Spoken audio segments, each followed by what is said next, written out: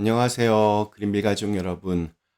오늘 화요일 아침, 이렇게 아침마다 함께 나누고 있는 하나님의 말씀들이 우리의 삶 속에서 살아 숨쉬며, 그래서 우리로 하여금 좀 더 깨끗한 사람으로 그렇게 이끌어 가실 수 있기를 간절히 기원합니다. 자, 오늘 저희는 마태복음 5장 27절에서 32절의 말씀으로 함께 오늘 이 아침을 시작하도록 하겠습니다. 마태복음 5장 27절에서 32절의 말씀. 또 간음하지 말라 하였다는 것을 너희가 들었으나 나는 너희에게 이르노니 음욕을 품고 여자를 보는 자마다 마음에 이미 간음하였느니라. 만일 내 오른눈이 너로 실족하게 하거든 빼어 내버리라. 내 백체 중 하나가 없어지고 온몸이 지옥에 던져지지 않는 것이 유익하며, 또한 만일 내 오른손이 너로 실족하게 하거든 찍어내버리라. 내 백체 중 하나가 없어지고 온몸이 지옥에 던져지지 않는 것이 유익하니라. 또 일렀으되 누구든지 아내를 버리려거든 이혼 증서를 줄 것이라 하였으나 나는 너희에게 이르노니 누구든지 음행한 이유 없이 아내를 버리면 이는 그로 간음하게 하며, 또 누구든지 버림받은 여자에게 장가드는 자도 간음함이니라. 아멘. 네, 우리 산상수훈의 말씀이 계속되고 있습니다. 출애굽 시대에 시내산에서 받은 율법이 시간이 지나가면서 점점 변질되어 갔습니다. 중요한 그 근본 정신은 사라지고 껍데기만 남아서 수많은 위선자들만 양산하고 있었습니다. 예수님은 너희는 뭐뭐라고 들었으나 나는 너희에게 이렇게 말한다. 이런 스타일로 율법을 재해석하고 계십니다. 사람들이 율법을 오해하고 또 잘 모르기 때문에 제대로 해석해 주시는 겁니다. 지난번 살인과 분노에 이어서 오늘은 십계명의 7계명, 간음에 대한 말씀을 이어가고 있습니다. 요즘 말로 하면 이렇게 남녀가 바람피는 것에 대해서 이렇게 말씀하고 있습니다. 행위만으로 보면 바리새인들이나 종교 지도자들은 간음하지 말라, 이 계명을 아주 잘 지키는 것처럼 보였습니다. 그러니까 대놓고 그렇게 간음하는 사람은 없었습니다. 그래서 그걸 가지고 자기 자랑을 합니다. 난 이만큼 깨끗하다. 누가복음 18장에서 예수님이 바리새인과 세리의 그 비유를 드실 때 바리새인이 자랑했던 것 중에 하나가 나는 간음하는 자들과 같지 않습니다라고 그렇게 자랑하는 내용이 있었습니다. 예수님은 그러한 위선적인 태도에 대해서 뭔가 이렇게 음흉한 마음을 품고 이렇게 바라보는 것 자체가 이미 간음하는 것이라고 그렇게 말씀하십니다.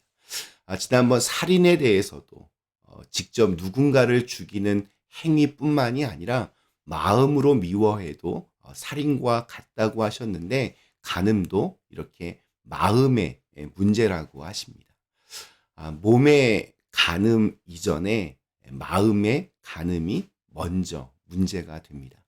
예수님은 제자들에게 서기관과 바리새인보다 더 나은 올바름, 의를 요구하시기 때문입니다.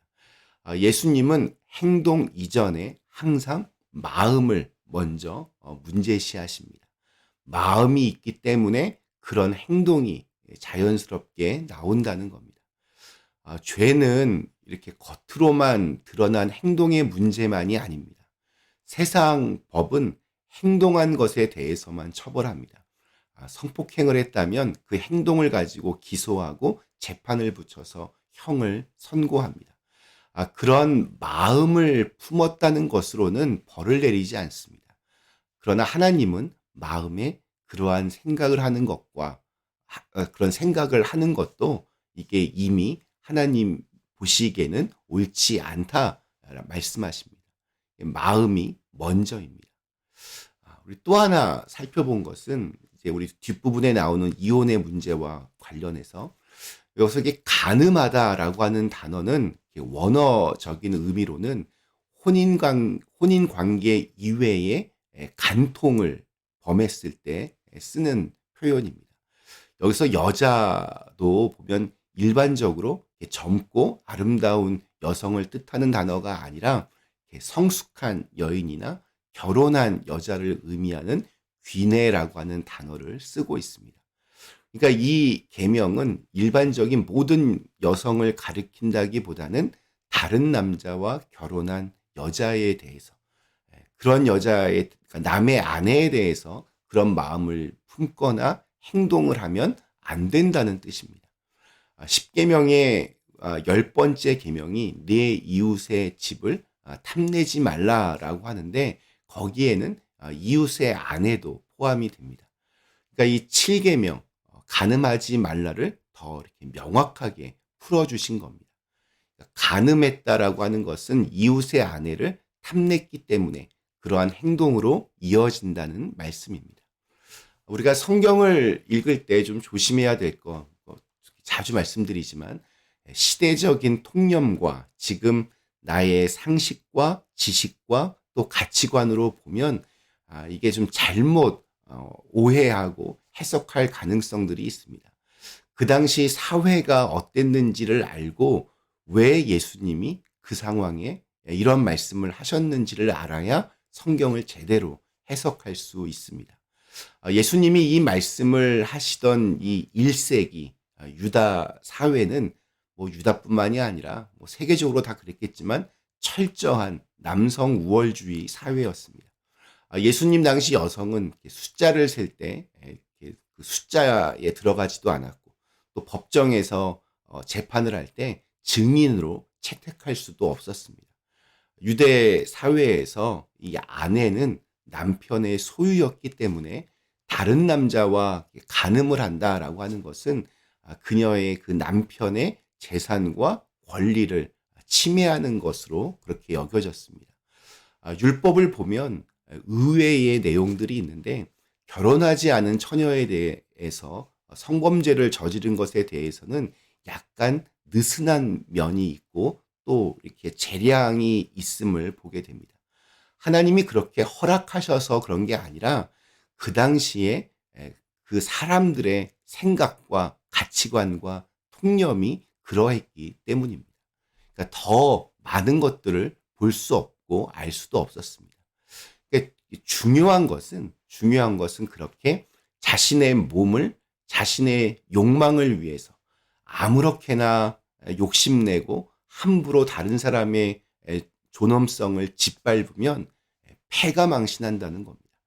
순간의 쾌락을 위해서 정말 소중한 것들을 잃어버립니다. 그래서 예수님은 눈과 손 때문에 죄를 짓는다면 그것을 과감하게 잘라버리라 라고 하는 아주 무시무시한 말씀을 하십니다. 신체의 중요한 일부분을 잃더라도 천국에 가야지 지옥에 가면 안 된다는 겁니다. 천국은 눈보다 또 손보다 더 귀합니다. 어쩌면 우리의 목숨보다 더 귀합니다. 마음의 성결이 중요합니다. 마음이 다스려지면 몸은 따라가게 되어 있습니다. 유혹이 올 때 욕심을 통제하고 제어하는 것이 중요합니다. 그래서 먼저 보는 것을 조심해야 되고, 마치 손이 없는 것처럼 죄를 향해서 손을 내밀지 말아야 되고, 발이 없는 것처럼 죄를 저지를 만한 곳에는 가지 않는 것, 이것이 필요합니다. 미리 차단해야 합니다. 일이 벌어진 다음에 잘 해결하는 것도 물론 중요하겠지만, 일이 벌어지지 않도록 미리미리 예방하는 게 훨씬 더 중요할 것입니다. 오늘 우리에게 주신 하루, 깨끗한 마음이 선한 행동으로 이어지는 크리스찬다운 그러한 삶을 살아가실 수 있기를 간절히 기원합니다. 잠시 함께 기도하시겠습니다. 선하신 하나님, 오늘도 저에게 새로운 날을 주심을 감사합니다. 우리의 마음이 먼저 깨끗해질 수 있게 하여 주시옵소서.